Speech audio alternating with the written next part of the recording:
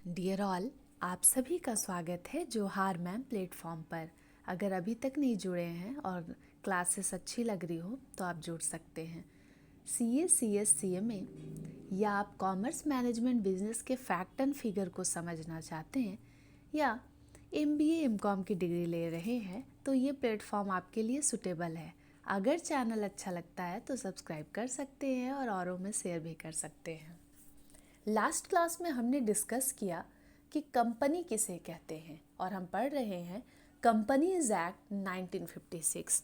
लेकिन बच्चों, एक्ट तो हम पढ़ेंगे ही और उसकी शुरुआत भी हो गई है, पर सबसे पहले ये पता होना चाहिए कि कंपनी जो है उसके अंदर क्या क्या क्वालिटीज होती है, कंपनी का नेचर क्या होता है, उसकी फीचर्स क्या होती है, उसकी कैरेक्टरिस्टिक क्या होती है, मतलब कंपनी की खासियत क्या होती है।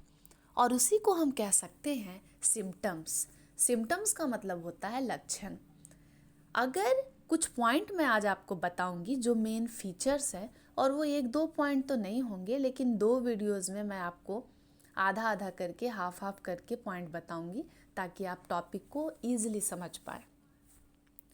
अगर ये सारी लक्षण कहीं पे नज़र आएंगी, ये सारी खासियत, ये क्वालिटीज़ नज़र आएगी तो कंपनी फॉर्म हो जाती है।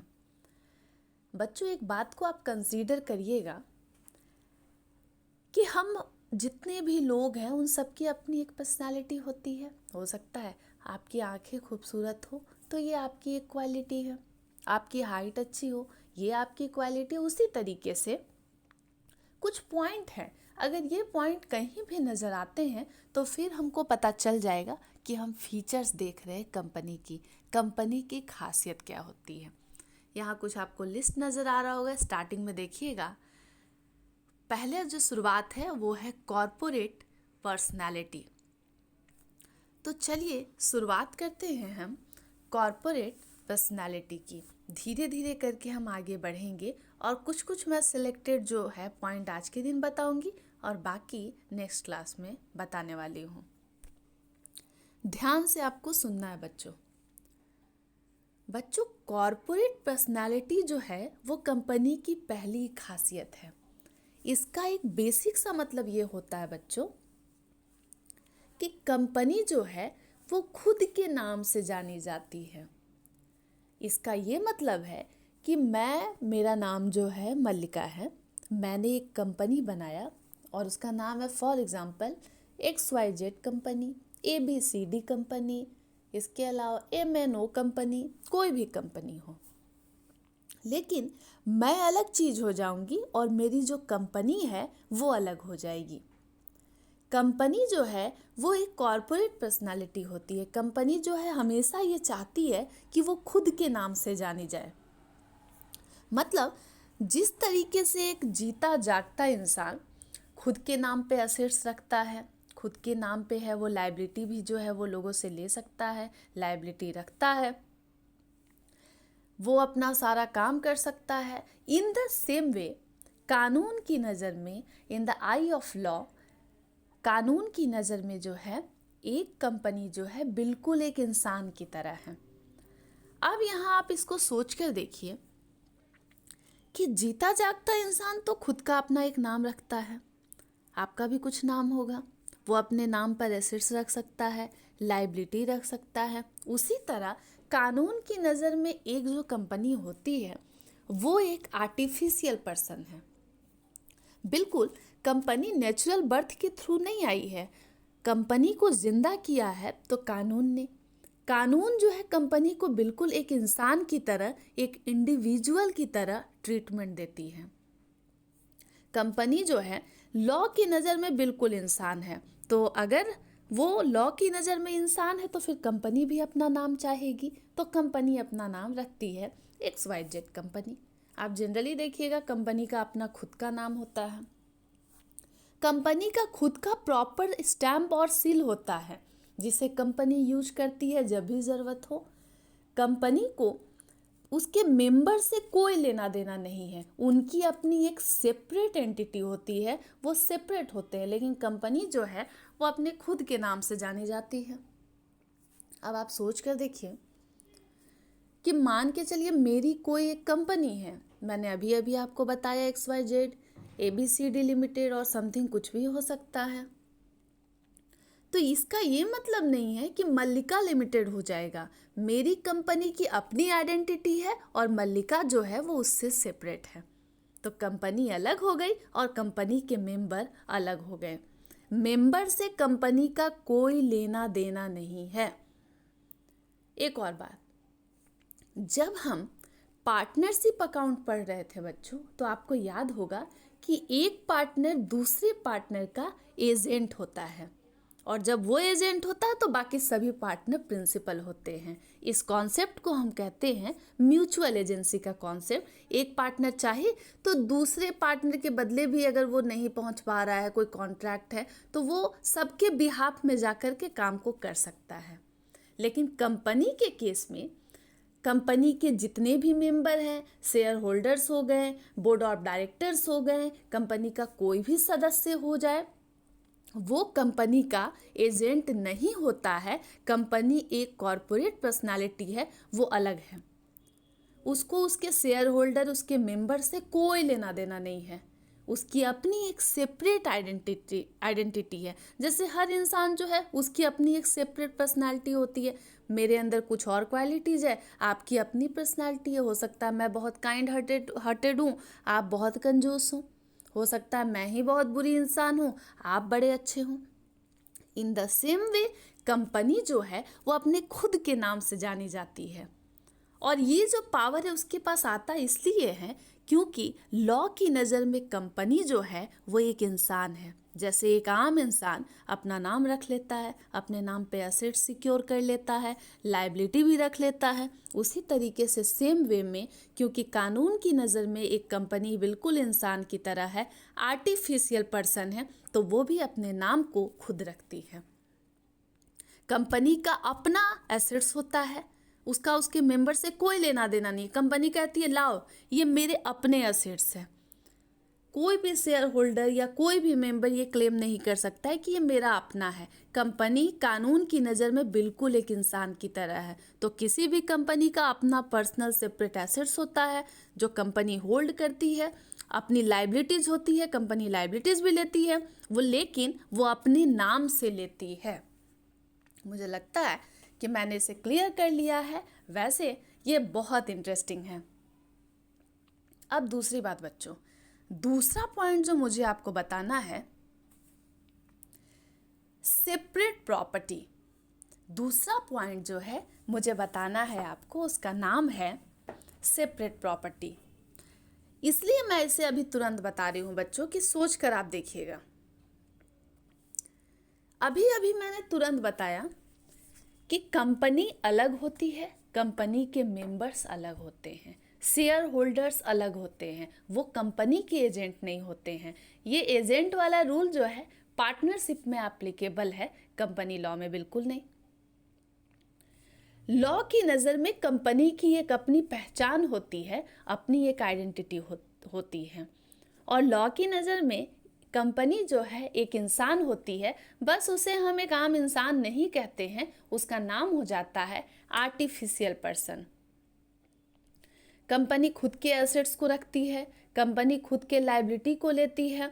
डायरेक्टर और शेयर होल्डर अगर कभी ऐसा कहते हैं, बोर्ड ऑफ डायरेक्टर्स हैं, शेयर होल्डर्स हैं, अगर वो कहते हैं लाओ लाओ ये मेरा पैसा है, ये मेरे एसेट्स हैं, तो कंपनी बिल्कुल उसके ऊपर गुस्सा करती है, और इतना गुस्सा करती है कि वो ये जो है शेयर होल्डर्स और बाकी जितने भी मेंबर्स हैं उनकी पिटाई भी कर देती है। तो सेपरेट प्रॉपर्टी को याद रखने के लिए आपको मैं एक छोटा सा पॉइंट देती हूँ। खुद के एसेट्स होते हैं कंपनी के और खुद के लायबिलिटी होते हैं, उसकी अपनी सेपरेट प्रॉपर्टी होती है। उसको मेंबर, शेयर होल्डर हो जाए, कोई बोर्ड ऑफ डायरेक्टर हो जाए, कोई मैनेजमेंट का कोई भी सदस्य हो, उसको उससे कोई लेना देना नहीं है। कंपनी का अपना अपने नाम पर खुद का एसेट्स होता है, खुद का लायबिलिटी होता है।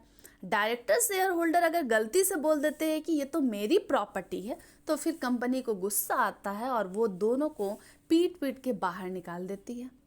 तो कभी भी एक शेयर होल्डर या डायरेक्टर ये क्लेम नहीं कर सकता कि ये एसेट्स जो है ये मेरा हो गया या ये लायबिलिटी जो है वो मेरी हो गई। वो कंपनी की अपनी सेपरेट प्रॉपर्टी है। जैसे फॉर एग्जांपल आप जो हैं, आप एक कंपनी है, मैं कभी आकर के आपसे ये नहीं कह सकती कि जो आपके पास असेट्स है, जो भी आपके पास सामान है एक्सपेंसिव, वो सारे मेरे हैं। इसलिए नहीं बोल सकती बच्चों, क्योंकि कंपनी की जो प्रॉपर्टी है वो उसकी सेपरेट प्रॉपर्टी है। उससे मुझे, क्योंकि मैं तो मेंबर हूँ, मैं तो उसकी सदस्य हूँ, तो मेरा उससे कोई लेना देना नहीं होता। वो कंपनी की अपनी होती है। कंपनी खुद के नाम से जानी जाती है, कंपनी की अपनी सेपरेट प्रॉपर्टी होती है, कंपनी अपने खुद के एसेट्स को रख सकती है, कंपनी अपने लायबिलिटीज़ को भी अपने नाम पे लेती है।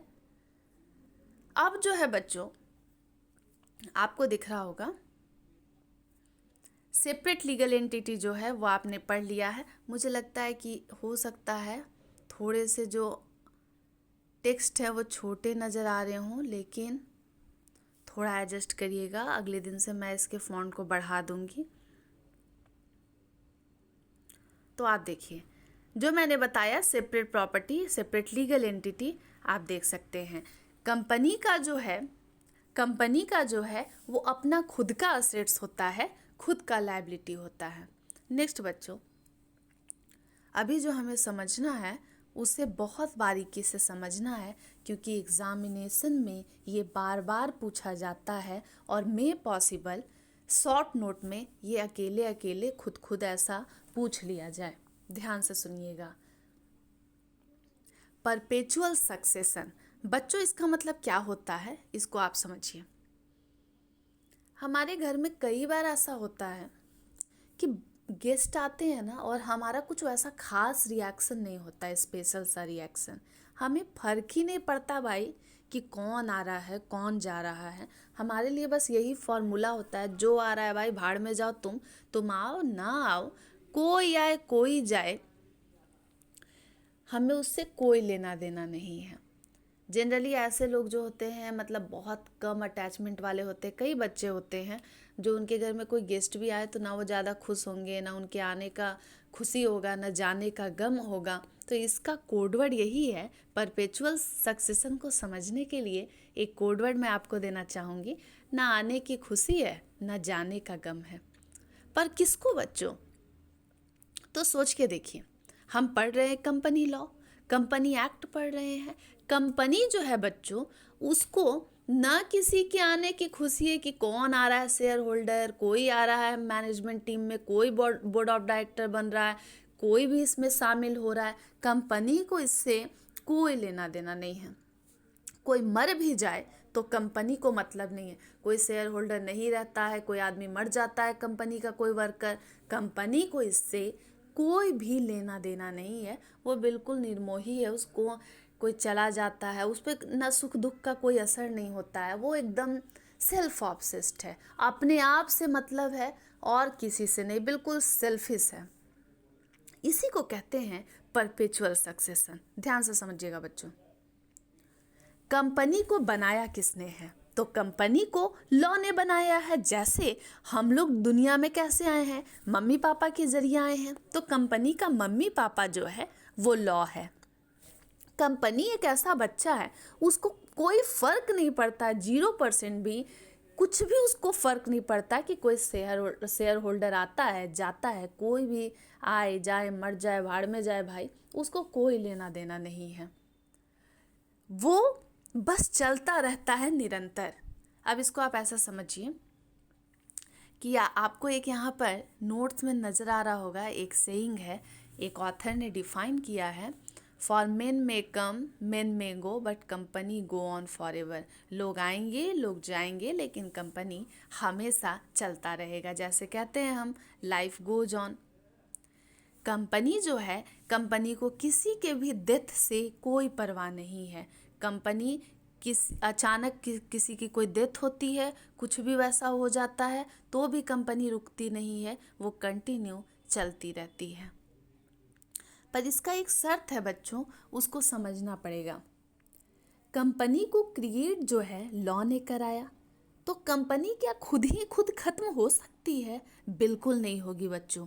इसके लिए एक हार्ड एंड फास्ट रूल है कि लॉ के थ्रू ही कंपनी खत्म हो सकती है। जैसे याद करिए, पार्टनरशिप, पार्टनर आए, एक साथ अग्रीमेंट हुआ, कॉन्ट्रैक्ट हुआ और फिर वो पार्टनरशिप स्टार्ट हो गया। लेकिन कंपनी के केस में है, कंपनी को बनाया है लॉ ने, तो ये खुद अपने आप तो खत्म नहीं होगा। कोई ना कोई तो अलग उपाय होगा। तो उपाय ये है कि लॉ ही कंपनी को खत्म करती है और कंपनी खुद से जो है वो खत्म नहीं होता है। अगर लॉ ने कंपनी को बनाया है तो फिर खत्म जो है कंपनी लॉ के जरिए ही होगी, कोई अदर ऑप्शन अवेलेबल नहीं है। कंपनी की जो जिंदगी है वो उसके मेंबर से रिलेटेड नहीं है, वो चलती ही रहेगी। लॉ जब अगर कंपनी को बनाती है तो कंपनी को डुबाने वाली भी लॉ ही होगी और बीच में कोई नहीं आएगा। जैसे मम्मी पापा से हम आए तो हमें मारने पीटने का हक जो है मम्मी पापा का है, जान लेने का भी हक है। ये जो हक है, ये जो राइट है, ये सिर्फ मम्मी पापा का है और किसी का तो नहीं है। In the same way company के मम्मी पापा जो है वो लॉ है। अगर लॉ से कंपनी आया है तो ख़त्म भी होगा लॉ के ज़रिए, अदरवाइज दूसरा कोई रास्ता नहीं है। तो कंपनी की ज़िंदगी जो है बड़ी लंबी है, वो 100 साल जीने वाला है। लेकिन हो सकता है और होता ही है, मेंबर्स की लाइफ कम होती है, पर कोई मेंबर मर गया, कोई आए कोई जाए। कंपनी का मैंने तो क्लू बता ही दिया आपको कि ना किसी के आने की खुशी है, ना जाने का गम है। कोई मर जाए, कोई चला जाए, दुनिया छोड़ दे, कंपनी को कोई लेना देना नहीं है। कंपनी बढ़ते रहती है आगे, चलती रहती है आगे। नेक्स्ट पॉइंट को जो आप समझेंगे बच्चों, वो है ट्रांसफरेबिलिटी ऑफ शेयर्स। तो एक बात बताइए, शेयर्स को समझना है आपको अगर, तो उसके लिए जो है बच्चों, मैं आपको ट्रांसफरेबिलिटी ऑफ शेयर्स जो है, अगर हाँ यहाँ पर है पॉइंट नंबर 6, आप देखिएगा। बच्चों, ट्रांसफरेबिलिटी ऑफ शेयर्स को समझने से पहले हमें ये समझना होगा कि शेयर्स क्या होती है। तो कंपनी बच्चों एक बड़ी सी ऑर्गेनाइजेशन है। कंपनी को चलाने के लिए बहुत सारा पैसा लगता है और ऐसा नहीं है कि कोई एक बिहारी आदमी आए, अपना खेत बेच दे और सारा का सारा पैसा एक बैग में भर कर ले आए और बोले तुम आराम से इसको चला लो। पैसा कोई एक इंसान लेकर नहीं आता है। तो अब आप देखिए, कंपनी जो है वो अपने कैपिटल को, जितना भी पूंजी है, वो बहुत सारे पार्ट में डिस्ट्रीब्यूट करती है और कैपिटल का ही एक पार्ट जो है वो शेयर कहलाता है। तो कंपनी का जितना भी कैपिटल हुआ, और वो एक इंसान तो ला नहीं रहा है, बहुत सारे लोगों ने कैपिटल को कंट्रीब्यूट किया है। तो कंपनी जो अपने कैपिटल को डिस्ट्रीब्यूट करती है वेरियस पार्ट में, वो कहलाता है शेयर, हिस्सा। अब सोच कर देखिए, एक बड़ा सा केक है, केक आप सभी खाते हैं। अब केक जो है बच्चों, वो बड़ा सा केक है। अगर वो केक बड़ा सा है, केक सामने है आपके, मतलब वो हो गया कैपिटल। कंपनी में जितने लोगों ने कंट्रीब्यूट किया, वो कैपिटल जमा पूंजी एक साथ सामने में है हमारे। अब देखिए क्या होगा। मैंने आपको बताया कि कंपनी एक बड़ी ऑर्गेनाइजेशन है, चलाने के लिए पैसा भी लाखों करोड़ों लगता है। एक आदमी जो है चला पाएगा नहीं, बहुत सारे लोगों का पैसा लगता है। सारा का सारा पैसा एक इंसान लाता भी नहीं है, क्योंकि एक बिहारी जो है वो फिर पैसा कहीं लगाता है तो बहुत सोच के लगाता है, 10 बहाना बना लेगा। वो तो अकेले लगाएगा नहीं पैसा और डूबना चाहेगा भी नहीं। तो अब सोच कर देखिए, जो कैपिटल होता है मतलब पूरा का पूरा पैसा, जितने लोगों ने कंपनी में पैसा लगाया, उसको कहेंगे हम कैपिटल। लेकिन उसी का जो एक हिस्सा होता है, टुकड़े टुकड़े में, जो अगर केक है बड़ा सा, वो हो गया कैपिटल। अब देखिए, अगर आपको एक केक का एक टुकड़ा खाना है तो उसको हम कहेंगे स्लाइस, मतलब शेयर्स। तो ये जो कैपिटल का एक हिस्सा आपने ले लिया, आपने खरीद लिया, वो आपके हिस्से का स्लाइस हो गया। तो ऐसा बहुत सारा स्लाइस मिलकर एक केक बनता है। तो शेयर आप ऐसे समझ सकते हैं कि वो पार्ट ऑफ कैपिटल होता है।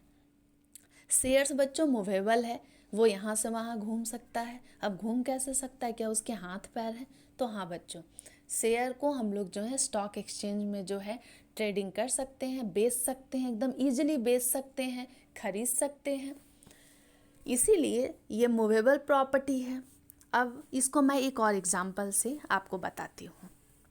कंपनी में ट्रांसफ़र हम शेयर्स को ईजिली कर सकते हैं, ये भी कंपनी की एक खासियत है।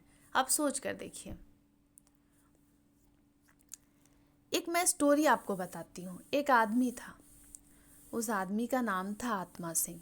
वो बहुत अमीर था। जब वो अमीर था तो उसके पास बहुत सारे पैसे आ गए। फिर उस समय वो सोचने लगा कि अब मैं इतने पैसे लेकर करूँगा क्या। तो उसने बहुत सारे खेत खरीद लिए, बहुत सारा लिट्टी चोखा खरीद लिया, फिर भी बहुत सारे पैसे उसके पास बच गए। फिर उसने दिमाग लगाया, कोई उसको दूसरा आदमी मिला और बोला कि भाई तुम शेयर परचेज क्यों नहीं करते हो। तो बोला, अरे हाँ, मैं तो अभी अमीर हूँ, मैं शेयर खरीद लेता हूँ।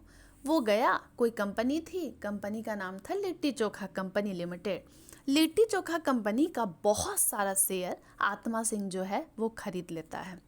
कब खरीदता है? जब वो अमीर होता है, अमीर आदमी होता है, रिच होता है।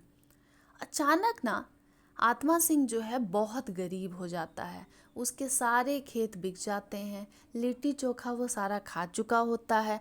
अब उसके पास खाने पीने को कुछ नहीं बचता है, ना वो भाव खा सकता है, ना ही बेचारा वो इतना गरीब हो गया है कि खाने पीने का लाला हो गया है। अब उसके पास कुछ भी नहीं बचा है।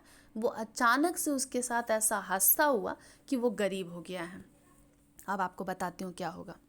जैसे ही वो गरीब हो रहा है बच्चों, वो बहुत दुखी है क्योंकि उसके पास खाने का एक भी कुछ वैसा नहीं है व्यवस्था।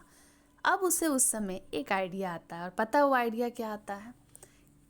उसे अचानक से ध्यान आता है कि जब वो अमीर था तो उसने लिट्टी चोखा कंपनी का बहुत सारा शेयर परचेज किया था।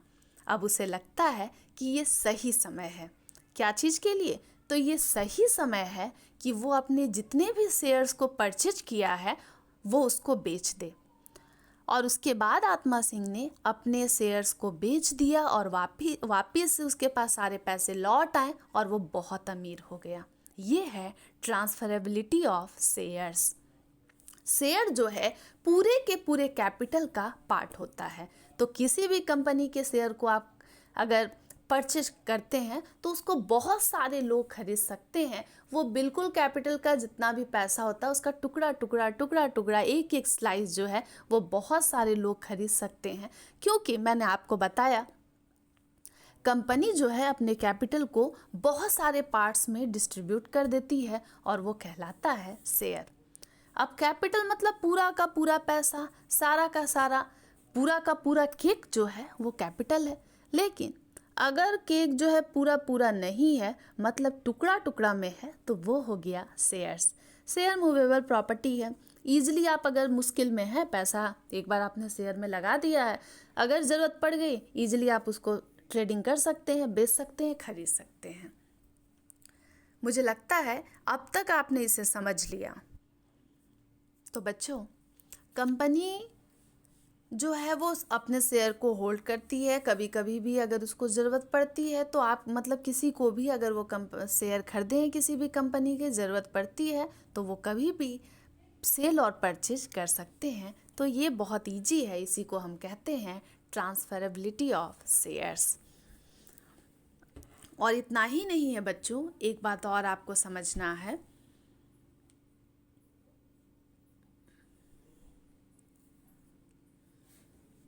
एक बात और आपको समझना है, हम पढ़ रहे हैं फीचर्स ऑफ अ कंपनी, इसमें कुछ और भी हैं, और वो अगर आप पढ़ लेते हैं तो उसके बाद क्या होगा, आपका जो ज्ञान है वो एक लेवल अप चला जाएगा। और अगर वो एक लेवल अप चला गया तो फिर होगा ऐसा बच्चों कि आप एग्ज़ाम में जो है बहुत अच्छा स्कोर कर सकते हैं। आपको इस पॉइंट में नज़र आ रहा होगा बच्चों कि हमने पढ़ लिया कॉर्पोरेट पर्सनालिटी, हमने पढ़ लिया परपेचुअल सक्सेशन, हमने पढ़ लिया सेपरेट प्रॉपर्टी, हमने पढ़ लिया ट्रांसफरेबिलिटी ऑफ शेयर, और अब हम जो है फिफ्थ पॉइंट पढ़ने वाले हैं, उसको कहते हैं capacity to sue and be sued, इसका क्या मतलब होता है तो समझिए बच्चों। अगर आपको कहीं से नोट्स प्रिपेयर करना है आप कर लेंगे, लेकिन हाँ अगर आपको ये इजी लगते हैं तो आप इसे भी लिख सकते हैं। ध्यान से सुनिएगा। लॉ की नज़र में बच्चों कंपनी बिल्कुल एक इंसान की तरह, मैंने बताया जैसे हम अपने मम्मी पापा के ज़रिए यहाँ पर हैं, दुनिया में आए हुए हैं, उसी तरीके से लॉ जो है वो उसने कंपनी को क्रिएट किया है। अब आप सोच कर देखिए कि जब दो लोगों में फाइट होती है, लड़ाई होती है, तो फिर दो आदमी जब साथ में लड़ते झगड़ते हैं तो दूसरा आदमी एक आदमी को पकड़ के घसीट कर अपनी लड़ाई को और आगे बढ़ाता है और दूसरे आदमी को कोर्ट ले जाता है घसीट कर, और ये कहता है कि अब हमको कोर्ट से ही न्याय मिलेगा। इन द सेम वे बच्चों, कंपनी जो है बिल्कुल इंसान की तरह है। इस मामले में कंपनी की भी कैपेसिटी है कि वो किसी इंडिविजुअल इंसान को कोर्ट लेकर जा सकती है। और आप अक्सर सुनते हैं कि कंपनी के बीच में और इंडिविजुअल आदमी के बीच में सालों सालों तक केस चलता रहता है। तो कंपनी किसी भी इंसान को कोर्ट ले जा सकती है बिल्कुल घसीट कर, और आदमी भी कोई इंडिविजुअल कंपनी को कोर्ट लेकर जा सकता है। कंपनी जितने भी बच्चों केस करती है वो अपने खुद के नाम पे करती है, क्योंकि आपको पता है कंपनी कॉरपोरेट पर्सनालिटी है, कंपनी खुद के नाम से जानी जाती है, तो वो किसी और का नाम क्यों यूज करेगी। जैसे आपका अपना नाम है तो आप किसी दोस्त से उसका तो नाम उधार नहीं लेंगे। तो कंपनी की अपनी एक आइडेंटिटी है, एक पहचान है लॉ की नज़र में। तो कंपनी को जितने भी केस करने होते हैं वो अपने खुद के नाम को इस्तेमाल करके करती है। वो किसी शेयर होल्डर, किसी और के नाम का बिल्कुल भी इस्तेमाल नहीं करती है। और कंपनी के ऊपर भी बहुत सारे केसेस होते हैं, और ये आपको मालूम है ये बात। और केसेस में जनरली कंपनी के नाम, जो भी केस हो रहा है उसमें कंपनी का नाम इंक्लूडेड होता है, और इसी को हम कहते हैं capacity to sue and be sued. Company के पास ये हक होता है कि वो किसी इंडिविजुअल इंसान को कोर्ट लेकर जा सकती है। तो अब आप सोच के देखिए कि कितना इंटरेस्टिंग कॉन्सेप्ट है कि पहले दो लोग लड़ते थे तो सारा मामला जो है कोर्ट तक चला जाता था, लेकिन कंपनी जो कि एक आर्टिफिशियल पर्सन है, उसके पास भी लॉ ने इतनी शक्ति दी है कि वो किसी को भी चाहे तो घसीट कर आम इंसान को भी कोर्ट ले जा सकता है और लीगल रेमेडी प्राप्त कर सकता है, कानूनी सहायता ले सकता है। और आदमी को भी ये हक है कि कंपनी के साथ लड़ाई कर सकता है, कंपनी को कोर्ट ले जा सकता है। पर कंपनी जितने भी केसेस करती है वो खुद के नाम से करती है, और कंपनी के ऊपर जितने भी केसेस होते हैं वो कोई भी आदमी कर देता है और उनका भी अपना नाम होता है, क्योंकि दोनों की आइडेंटिटी सेपरेट है, एक आर्टिफिशियल पर्सन, दूसरा नेचुरल पर्सन। और जनरली जितने भी केसेस कंपनी के साथ होते हैं, जैसे राम और श्याम की लड़ाई है तो राम वर्सेस श्याम हो जाता है, उसी तरीके से अगर कंपनी और किसी इंसान की लड़ाई है तो ऐसे भी हो सकता है कि कंपनी का नाम है फॉर एग्जांपल ABC लिमिटेड और उसके साथ श्याम लिमिटेड। ये है capacity to sue and be sued. मतलब लॉ की नज़र में कंपनी एक इंसान की तरह है, अगर ज़रूरत पड़े तो कंपनी जो है किसी भी इंसान को कोर्ट ले जा सकती है, और आदमी भी चाहे तो कंपनी को कोर्ट ले जा सकता है घसीट कर, पीट कर। नेक्स्ट है बच्चों कॉन्ट्रैक्चुअल राइट्स। अच्छा, आप एक बात समझिए, आप एक बात समझ कर देखिए तो मुझे लगता है आपको बहुत खुशी होने वाली है। अब आप बोलेंगे कि किस बात की खुशी मैम? तो इस बात की खुशी बच्चों, कॉन्ट्रैक्चुअल राइट का मतलब क्या होता है तो सुनिए। कंपनी बार बार ये कहती है कि मुझे कोई कॉन्ट्रैक्ट करना है ना तो मैं अपने खुद के नाम पर करूँगी, क्योंकि कंपनी जो है उसकी सेपरेट लीगल एंटिटी है, कंपनी को अपने मेंबर से कोई लेना देना नहीं है। और आपको पहले ही मैं बता दी हूँ कि मेंबर से कंपनी का कोई लेना देना नहीं है। शेयर होल्डर हो, कंपनी का कोई मेंबर हो, उसको कोई मतलब नहीं है, वो कंपनी का एजेंट नहीं होता है। तो कंपनी के पास किसी भी कॉन्ट्रैक्ट को साइन करने के लिए अपनी अथॉरिटी होती है, वो मेंबर से अलग है। और कंपनी जो है, कंपनी के द्वारा एक ऑथोराइज्ड पर्सन होता है, वो कंपनी के बिहाफ में साइन कर सकता है। लेकिन कोई आदमी उठकर अचानक सडनली जा कर के कंपनी के बदले काम नहीं कर सकता। कंपनी जिसे चाहेगी वो उसके बदले ही, कंपनी चाहेगी तो ही वो इंसान ऑथोराइज्ड होता है वो किसी भी कॉन्ट्रैक्ट में साइन करे। और ना ही अगर कोई मेंबर है, क्योंकि कंपनी अलग है, मेंबर उसके अलग है, ना ही अगर कोई मेंबर कोई कॉन्ट्रैक्ट करते हैं तो कंपनी उसको बाइंड करती है, कंपनी को कोई लेना देना नहीं है, क्योंकि वो तो बिल्कुल रेडी है। कंपनी की अपनी नाम होती है, कंपनी अपने नाम से जाना जाता है। इसके अलावा कंपनी का अपना खुद का नाम पर एसेट्स होता है, लायबिलिटी होता है। और कंपनी के द्वारा कोई ऑथोराइज्ड पर्सन जो है वो भेजा जाता है। कोई भी इधर उधर का कोई मेंबर, कोई शेयर होल्डर, कोई डायरेक्टर अपनी मर्जी से कहीं भी किसी डॉक्यूमेंट में साइन नहीं करता है। कंपनी जिससे ऑथोराइज्ड करती है वही कंपनी के बिहाफ में साइन कर सकता है। अननेसेसरी कोई भी उठ करके जा कर के कंपनी के डॉक्यूमेंट में साइन नहीं कर सकता है, किसी भी कॉन्ट्रैक्ट में साइन नहीं कर सकता। कंपनी के पास अपना खुद का कॉन्ट्रैक्चुअल राइट अवेलेबल है। तो आप सभी को अब तक पता चल गया कि कंपनी एक सेपरेट लीगल एंटिटी है। कंपनी का जो है, कंपनी का ये रूल ही है, कोई आए कोई जाए, कंपनी को कोई लेना देना नहीं है। इसे हम कहते हैं परपेचुअल सक्सेशन। कंपनी का अपना खुद का एक प्रॉपर स्टैम्प होता है, अपना सील होता है, जिसे कंपनी ऑथोराइज करती है वही उसमें साइन कर सकता है। और अननेसेसरी कोई भी इंसान जो है अपने मर्जी से जाकर के ये साइन नहीं कर सकता है कोई भी डॉक्यूमेंट। आपको स्क्रीन पे नज़र आ रहे होंगे। तो अब तक मैंने आपको ये सारी पॉइंट को बताया है। सबसे पहले मैंने बताया कॉर्पोरेट पर्सनालिटी किसको कहते हैं। दूसरा, कंपनी की अपनी सेपरेट प्रॉपर्टी होती है। कंपनी परपेचुअल सक्सेशन पे बेस्ड होता है। कंपनी जो है उसको कैपेसिटी होता है कि वो किसी को भी जेल भिजवा सकती है, कोर्ट ले जा सकती है। ट्रांसफरेबिलिटी ऑफ शेयर एक पॉइंट है। इसके अलावा कंपनी को कॉन्ट्रैक्चुअल राइट्स अवेलेबल होते हैं। कंपनी जो है वो कॉन्ट्रैक्ट कर सकती है, कॉन्ट्रैक्ट में कंपनी का नाम लिखा जाएगा। कॉन्ट्रैक्ट खुद कंपनी करती है, अपने खुद के नाम पे करती है। चलिए बच्चों, अब नेक्स्ट क्लास में रिमेनिंग जितने भी पॉइंट हैं मैं उसे डिस्कस करूँगी। तब तक के लिए आप स्टे ट्यून्ड रहेंगे, चैनल को देखेंगे, और हाँ, कुछ भी इशू होगी तो ज़रूर बताइएगा।